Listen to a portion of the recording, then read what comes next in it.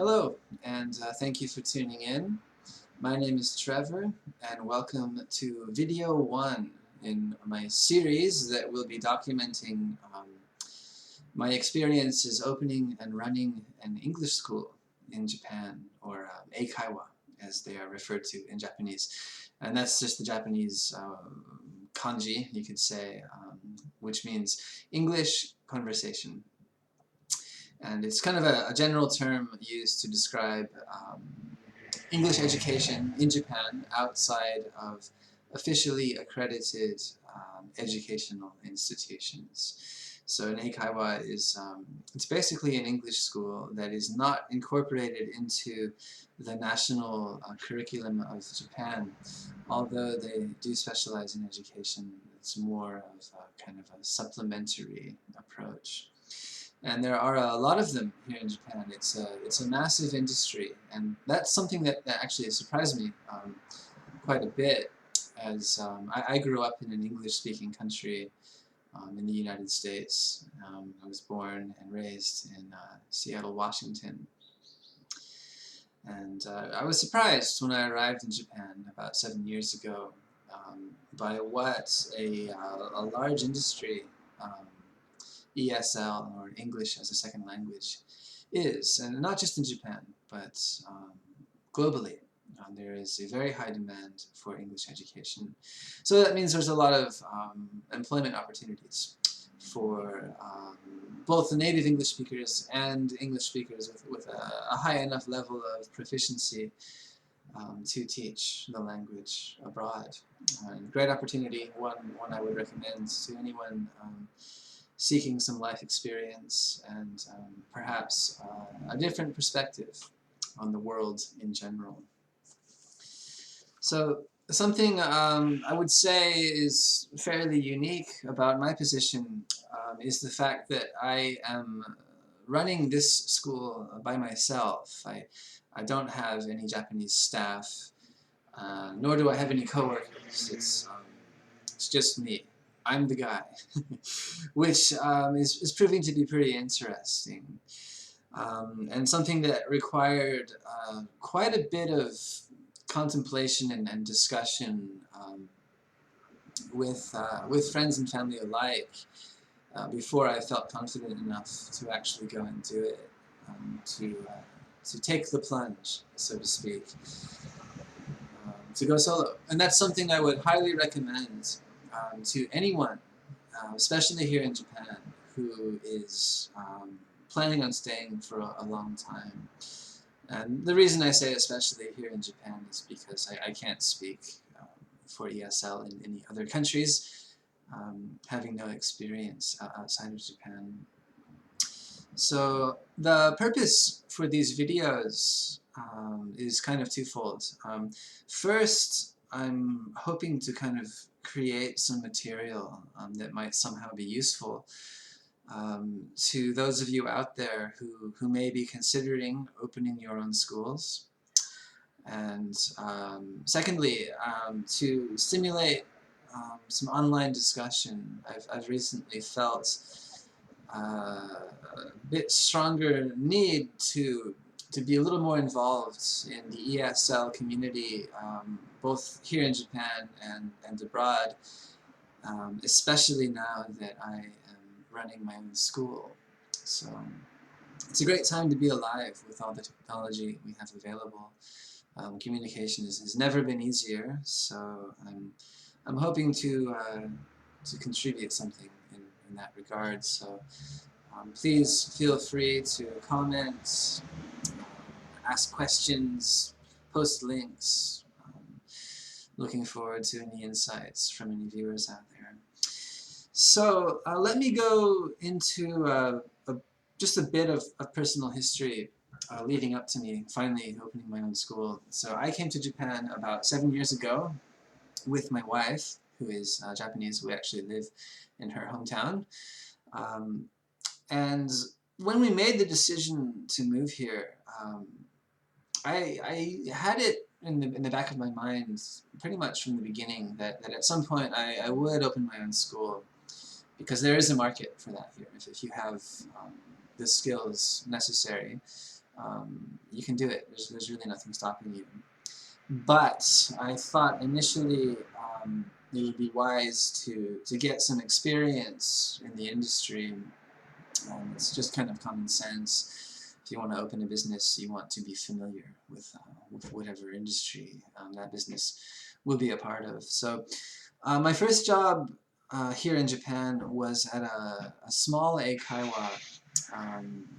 Only 3 teachers, one of whom was the owner. I worked there for about 3 years. That was kind of my crash course introduction to ESL in Japan.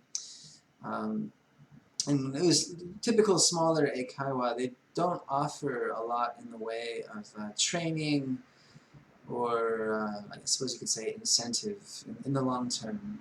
They tend to rely on younger people passing through, although there's always exceptions. There's people of all ages and experience levels teaching English here in Japan.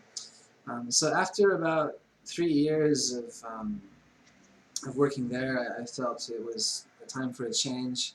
I wanted to see more of the industry, what else was going on. So I went to work for a private elementary school, which was a big change from eikaiwa. In eikaiwa, generally, you will only see students once a week. There are a few exceptions, but that's the general setup is 1 class per week, whereas, of course, in elementary school, you see the students every day.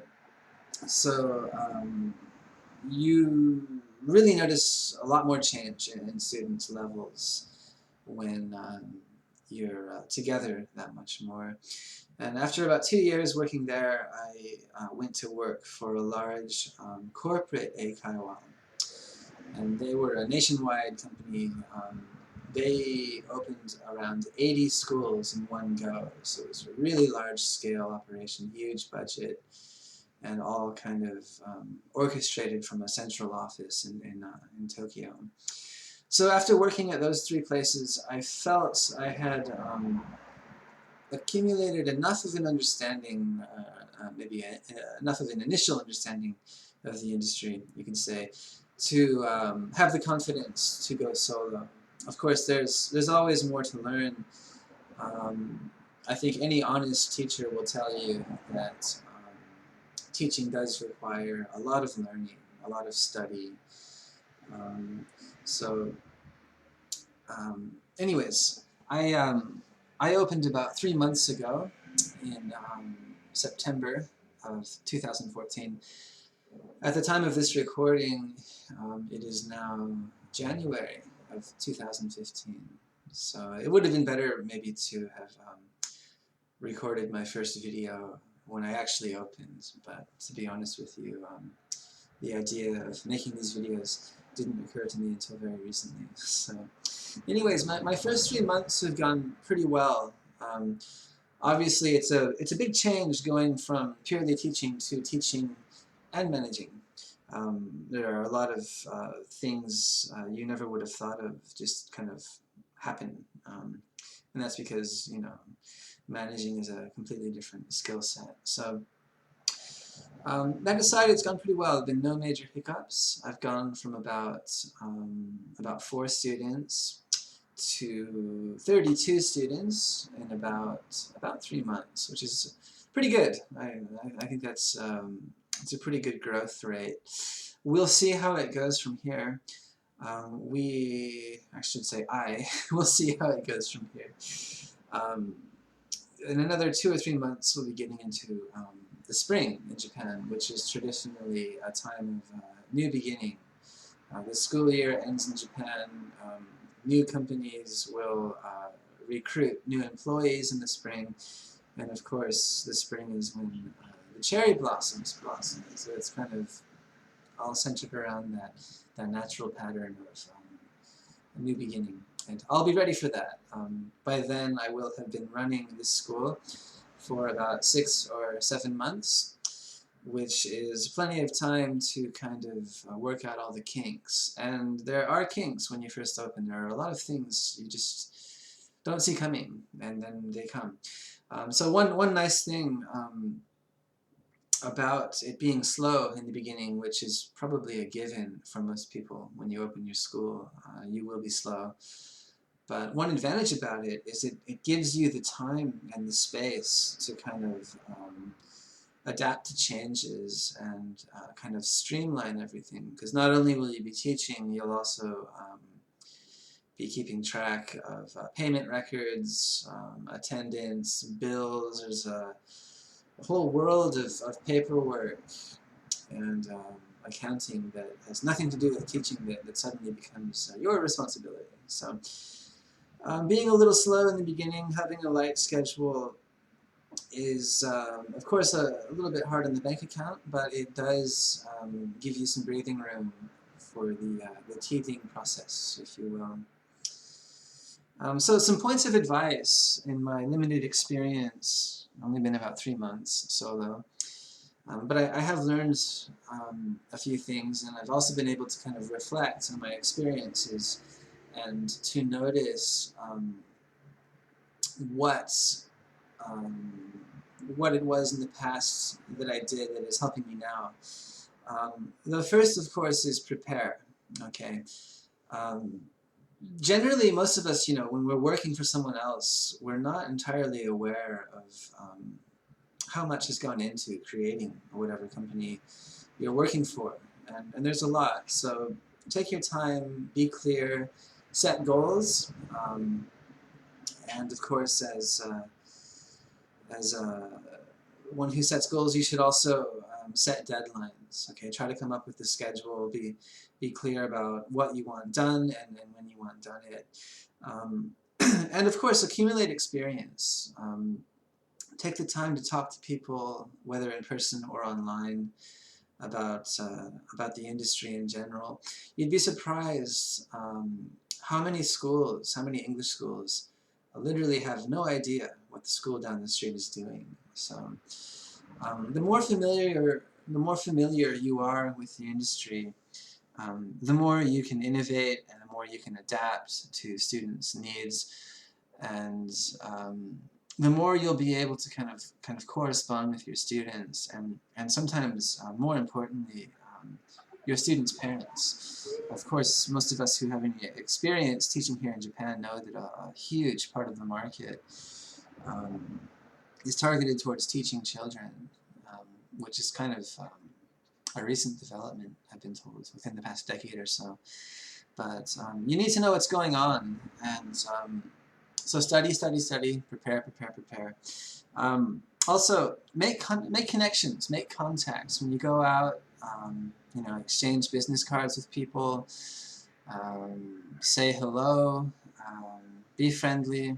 You'd be surprised what a network you can accumulate if you just take the time to exchange business cards. A lot of people in Japan will just give you their card as a matter of courtesy, so it doesn't hurt to have one of your own. And that helped me in the beginning. And the next one, this is kind of a no-brainer, you would think, but you'd be surprised at how many people just don't do this, and that is study Japanese. Okay, it's Japan.